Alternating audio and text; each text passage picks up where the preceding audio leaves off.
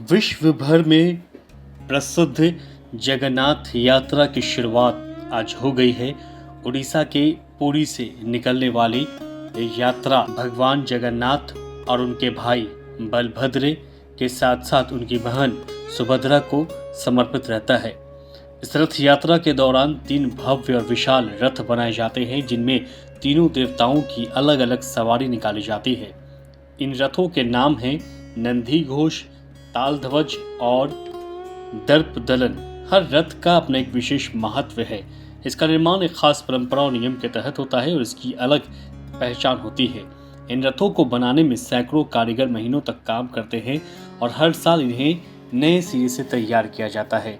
आपको बता दें कि आषाढ़ शुक्ल पक्ष की द्वितीय तिथि को ये यात्रा निकाली जाती है। इस यात्रा में लाखों की संख्या में श्रद्धालु की भीड़ रहती है, जो इस रथ यात्रा को खींचने का भी काम करते हैं। इस यात्रा का मुख्य उद्देश्य उत्सव के साथ साथ आध्यात्मिक जागृति, समानता और सामाजिक समरसता का प्रतीक भी माना जाता है।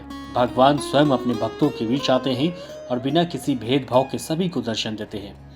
यह यात्रा ये भी दर्शाता है कि ईश्वर सबके हैं और इसमें सबका समान रूप से हक है। इस बार ये भव्य यात्रा आज यानी कि 27 जून से शुरू हुई है। आपको बता दें कि नंदी घोष रथ की भी काफ़ी चर्चा होती है। कहा जाता है कि श्री कृष्ण यानी श्री जगन्नाथ जी के लिए ये तैयार किया जाता है। यह रथ सबसे बड़ा होता है और इसकी ऊंचाई लगभग 45 फीट होती है। इसमें कुल 6 पहिए लगे होते हैं और इसका रंग लाल और पीला होता है। इस रथ पर भगवान जगन्नाथ को विराजमान किया जाता है, जो पुरी के मुख्य मंदिर से गुंडीचा मंदिर की यात्रा करते हैं। वहीं तालध्वज रथ भगवान बलराम यानी बलभद्र जी के लिए होता है। यह रथ भी बहुत विशाल होता है, लेकिन यह नंदी घोष से थोड़ा छोटा होता है। इसकी ऊंचाई करीब 44 फीट होती है और इसमें 14 पहिए लगे होते हैं। इसका रंग गहरा नीला और लाल होता है। इस रथ की पहचान इसके ध्वज यानी कि झंडे से होता है, जिस पर ताल के पेड़ का चिन्ह होता है, इसलिए इसका नाम तालध्वज पड़ा है। वहीं दर्पदलन रथ भगवान श्री कृष्ण की बहन देवी सुभद्रा के लिए बनता है। यह तीनों में सबसे छोटा होता है और इसकी ऊंचाई 43 फीट होती है। इसमें 12 पहिए होते हैं और इसका रंग लाल और काला होता है। इस रथ का नाम दर्पदलन इसलिए रखा गया है क्योंकि यह अहंकार को तोड़ने वाला माना जाता है।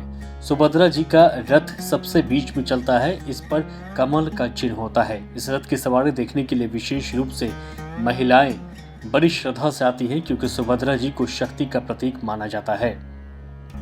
इन तीनों रथ की यात्रा एकता, प्रेम और सेवा का प्रतीक मानी जाती है। यह संदेश दिया जाता है कि भगवान अपने भक्तों के बीच आकर उन्हें दर्शन देते हैं। रथ यात्रा में भाग लेने वाले जीवन को पवित्र करने वाला अनुभव माना जाता है। इस अवसर पर पूरे पुरी नगर को सजाया भी जाता है। कीर्तन, भजन और महाप्रसाद का भी आयोजन होता है। यह परंपरा सदियों से चली आ रही है और आज भी उतनी ही संख्या में श्रद्धालु आते हैं और बड़ी संख्या में यहाँ पर भीड़ भी लगती है। मेला भी लगाया जाता है और धूमधाम से इस रथ यात्रा को निकाला जाता है।